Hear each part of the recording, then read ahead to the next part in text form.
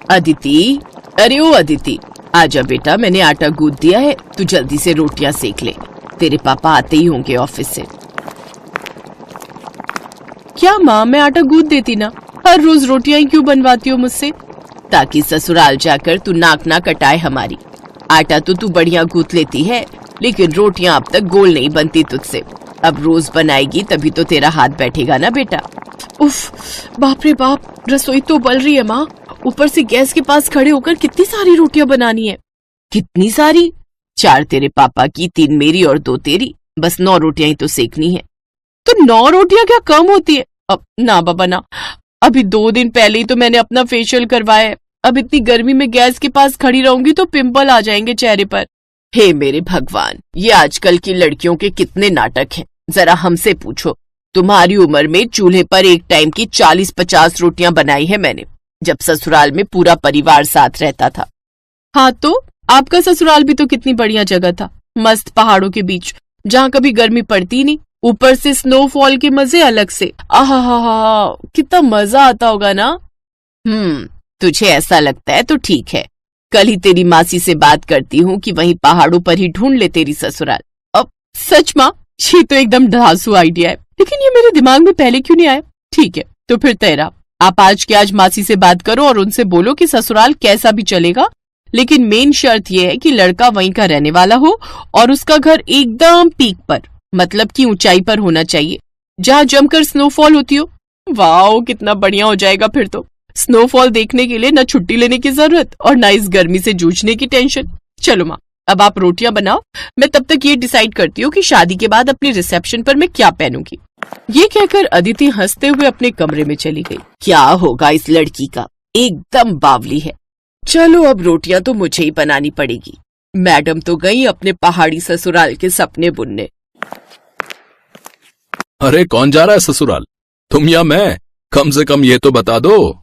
अजी मेरा कोई मन नहीं है, न अपने ससुराल जाने का और न ही आपको कहीं भेजने का। वो तो आपकी लाडली है जिसे अब नया फितूर चढ़ा है, कहती है शादी करेगी तो किसी पहाड़ी लड़के से।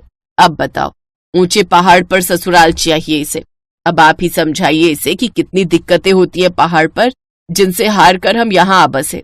हमारा वक्त अलग था विभा, लेकिन अब पहाड़ों पर भी काफी तरक्की हो गई है, पहले से बहुत बदल गया है पहाड़ी जीवन।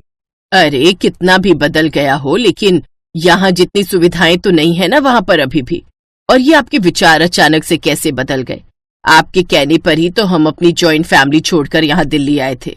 दिल्ली आना हमारी जरूरत भी थी और मजबूरी भी। मुझे यहाँ अच्छी सैलरी ऑफर हो गई थी और तुम वहां परेशान भी थी, और सच कहूं तो ऐसा संयोग भी बन रहा है कि शायद अदिति का ससुराल पहाड़ों पर ही हो जाए। हैं? अब साफ साफ कहिए ना, क्या बात है? आज लंच के वक्त तिवारी जी से काफी देर बातें हो गई। बातों बातों में अदिति के लिए एक रिश्ता बताने लगे। उनकी रिश्तेदारी में ही है, लड़का सरकारी क्लर्क है कश्मीर में, एकदम पहाड़ों के बीचों बीच घर लिया है। परिवार भी ज्यादा बड़ा नहीं है, माँ बाप और बस एक बेटा और बेटी। बेटे गिरीश से अपनी अदिति की शादी हो जाएगी और बेटी सुनीता की तो पहले ही शादी हो चुकी है। परिवार तो बढ़िया है, लेकिन कश्मीर, इतनी दूर अदिति को कैसे भेजेंगे जी? तुम चिंता मत करो विभा, ये भगवान का बनाया संयोग ही है कि अदिति को भी पहाड़ों में ससुराल पाने की इच्छा तब हुई जब उसके लिए ये रिश्ता आया। अब ज्यादा मत सोचो और जाकर उससे बात करो। विभा ने जाकर अदिति से बात की और कश्मीर का नाम सुनते ही अदिति ने हाँ कहने में 1 मिनट भी नहीं लगाया। अरे अरे माँ, इसमें सोचने जैसा क्या है? कश्मीर में होगी मेरी ससुराल। आहा, सुनने में कितना अच्छा लग रहा है। आप तो फौरन हाँ कर दो। एक बार ठंडे दिमाग से सोच ले बेटा, मैं पहाड़ों पर रही हूँ, मुझे मालूम है कि कितनी दिक्कतें होती हैं वहां पर। पहाड़ी जगह पर 2-4 दिन घूमकर आने में और पूरी जिंदगी बिताने में बहुत फर्क होता है। ओहो माँ, पापा सही बोलते हैं, आप में कुछ ज्यादा ही डीप चली जाती हो हर मामले में। मैं बोल रही हूँ ना आपको, आप इस रिश्ते के लिए हाँ कह दो, इससे पहले कि उन्हें कोई और पसंद आ जाए। अरे पर एक बार लड़के की फोटो तो मंगवा ले। उसकी भी कोई जरूरत नहीं है माँ, पापा ने देखा तो है ना फोटो।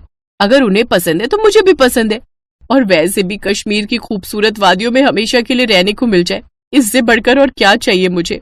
अदिति अपनी शादी और ससुराल को लेकर काफी एक्साइटेड थी। फिर कुछ ही महीनों के बाद गिरीश और अदिति की शादी हो गई और अदिति खुशी खुशी अपने ससुराल यानी कि कश्मीर आ गई। लेकिन फिर, अरे अदिति, जाओ बेटा, सबके लिए गरम कहवा बना लाओ। अब मम्मी जी, पर अभी 1 घंटे पहले ही तो सबने एक साथ कॉफी पी थी। ये कश्मीर है बेटा, तुम्हारी दिल्ली नहीं। यहाँ की सर्दी से बचना है तो थोड़ी थोड़ी देर में कुछ गरम पीते रहना पड़ता है। पहले कॉफी पी थी, अब कहवा बना लो, फिर कुछ देर बाद सबके लिए बढ़िया अदरक वाली चाय बना लेना, ठीक है? ये अदिति का ससुराल था, ऊपर से कश्मीर जैसी ठंडी जगह, तो मायके वाले बहाने यहाँ अदिति के काम नहीं आने वाले थे। बेमन से ही सही, पर उसे थोड़ी थोड़ी देर में सबके लिए कुछ न कुछ गरम पीने के लिए बनाना ही पड़ता। ओहो, ये तो बिल्कुल ठंडा हो गया अदिति। अरे मैं तो तुरंत ही बनाकर लाई थी, इतनी जल्दी ठंडा भी हो गया। हाँ बेटा, यहाँ ऐसा ही होता है। जाओ सबके लिए दोबारा गरम करके ले आओ, और इस बार केतली में डालकर लाना तो ठंडा नहीं होगा। धीरे धीरे अदिति को पहाड़ी जीवन के साइड इफेक्ट्स पता चल रहे थे। पहाड़ों पर रहने का तरीका, खाने पीने का तरीका, सब कुछ उसके मायके से बहुत अलग था। और फिर एक दिन, बड़ी ठंड है, ये लाइट कब तक आएगी जी? लाइट अब गई है तो आराम से ही आएगी। है? ऐसे कैसे? बिना हीटर के तो मेरी हालत खराब हो जाएगी। अच्छा सुनिए ना, हमारे पास इन्वर्टर भी तो है। हाँ है तो सही, लेकिन उसे हम बुरे वक्त के लिए बचा कर रखते हैं, ऐसे थोड़ी मोड़ी ठंड में नहीं चलाते। क्या? अच्छा, इससे बुरा वक्त और कौन सा आएगा? देखिए ना, मेरे हाथ पैर बर्फ जैसे ठंडे पड़ गए। तुम्हें अभी यहाँ की आदत नहीं है ना, इसीलिए ऐसा हो रहा है। तुम फिक्र मत करो, ये रजाई ओढ़कर लेट जाओ, फिर ठंड नहीं लगेगी तुम्हें। और फिर अगले दिन, ये क्या, सुबह के 11 बज गए और अब तक धूप नहीं खिली? धूप की उम्मीद तो छोड़ी दो बेटा, ये दिसंबर का महीना है, अब तो सीधा बर्फ गिरेगी। बर्फ गिरने की बात सुनकर अदिति खुश हो गई, क्योंकि उसे शुरू से ही स्नोफॉल बहुत पसंद था। लेकिन फिर जब सच में बर्फबारी हुई तो उसकी हालत पहले से भी खराब हो गई। अदिति क्या कर रही हो? चलो ना, बाहर कितनी बढ़िया बर्फ गिर रही है। तुम्हें तो कश्मीर का फर्स्ट स्नोफॉल देखना था ना? हाँ देखना तो था, लेकिन बहुत ठंड है जी। ओहो, मैंने तो ध्यान ही नहीं दिया। स्नोफॉल के दौरान रूम हीटर नहीं चला सकते। पर ऐसा क्यों? क्योंकि स्नोफॉल के टाइम सारे खिड़की दरवाजे बंद रखने पड़ते हैं, और ऐसे में रूम हीटर चलाना खतरनाक हो सकता है। बस इसीलिए। चलो अब तुम जल्दी से बाहर आओ, सब तुम्हारा वेट कर रहे हैं। लेकिन जब वो अपने कमरे से बाहर आई तो उसे देखकर सब अपना पेट पकड़कर हंसने लगे। ये क्या हाल बना लिया तुमने अदिति? एकदम कार्टून लग रही हो। सबको खुद पर हंसता देखकर अदिति को बुरा लगा और उसकी आंखों से आंसू बहने लगे। कोई बात नहीं बेटा, पहाड़ों में ससुराल होने के कई फायदे हैं तो कुछ नुकसान भी हैं, मैं समझती हूँ। लेकिन मुझे भरोसा है कि धीरे धीरे तुम भी ढल जाओगी, जैसे मैं ढल गई। लेकिन फिलहाल तुम्हारी हालत देखकर लगता है कि तुम्हें कुछ दिनों के लिए अपने मायके हो आना चाहिए। क्यों, सही कहा ना मैंने?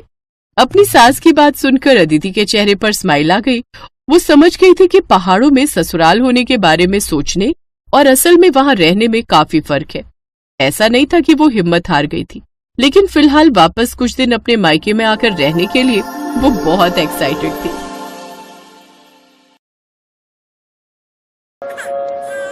भैया जी मदद करो, मेरा बच्चा भूखा है, कुछ पैसे दे दो, बड़ी मेहरबानी होगी। भगवान जाने इन गरीबों का क्या होगा, एक तो अंधी है, ऊपर से छोटा बच्चा भी गोदी में पकड़ रखा है। क्या करूं, मुन्ना तो रोए जा रहा है। चुप हो जा मेरे बेटे। अरे संभल कर बहन, अभी रेलवे ट्रैक पर गिर जाती। रजनी, मेरी बहन किस हालत में? कौन?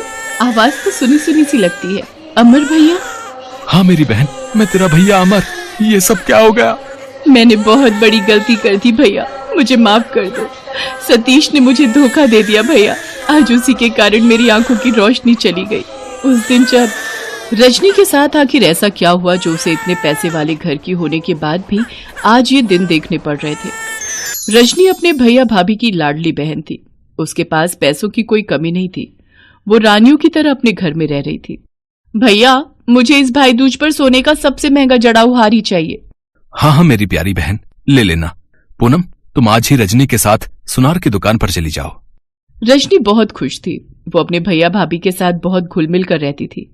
पर अचानक एक दिन रजनी की जिंदगी में सतीश नाम का एक लड़का आता है। रजनी सतीश के बारे में कुछ नहीं जानती थी। रजनी, मैं तुमसे बहुत प्यार करता हूँ, पर मैं तुम्हारी तरह पैसे वाला नहीं हूँ। ऐसा मत कहो सतीश, मैं भी तुमसे बहुत प्यार करती हूँ। रजनी, इस प्यार का क्या फायदा? तुम्हारे भैया तुम्हारी शादी मेरे साथ कभी नहीं होने देंगे। तुम चिंता मत करो सतीश, सब हो जाएगा। मैं भैया से हमारी शादी के बारे में बात करूंगी। रजनी अमर से सतीश के बारे में बात करती है, पर अमर गुस्से में रजनी को डांट देता है। तुम्हारा दिमाग खराब हो गया रजनी, तुम्हें पता भी है उस लड़के का ना कोई काम ना कोई धंधा, फिर भी तुम उससे शादी करने के लिए कह रही हो।